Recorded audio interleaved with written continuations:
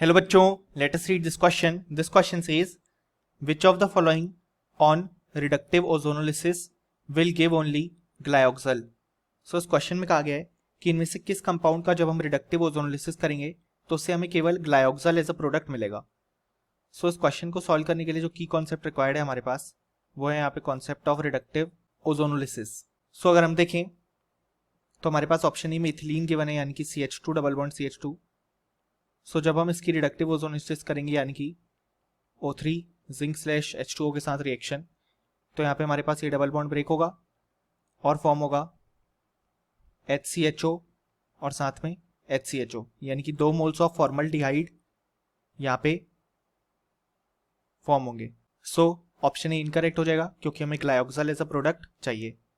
अगर हम बात करें ऑप्शन बी की तो हमारे पास बेंजीन प्रेजेंट है इस तरीके से.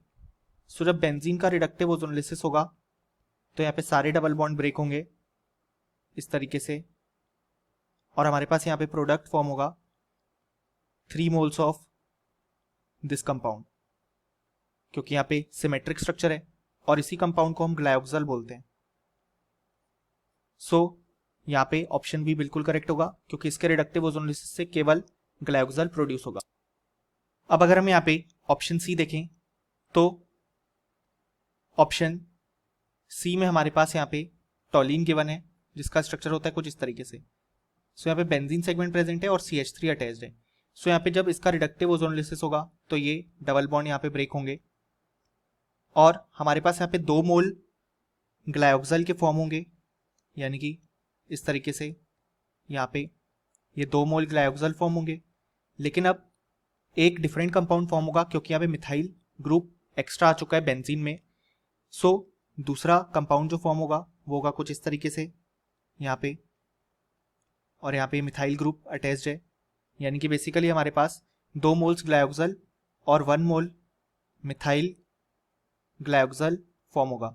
लेकिन क्वेश्चन में कहा गया है कि हमें केवल ग्लायोक्सल एज अ प्रोडक्ट चाहिए. सो ऑप्शन सी इनकरेक्ट हो जाएगा.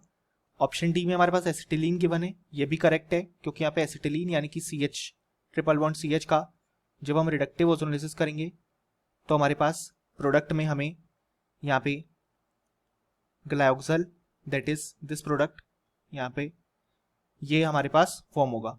सो यहाँ पे ऑप्शन डी भी करेक्ट है. सो फाइनली हमें बोल सकते हैं कि इस क्वेश्चन के लिए जो करेक्ट आंसर आया वो आया option B and D. Hope you understood it well. Best of luck.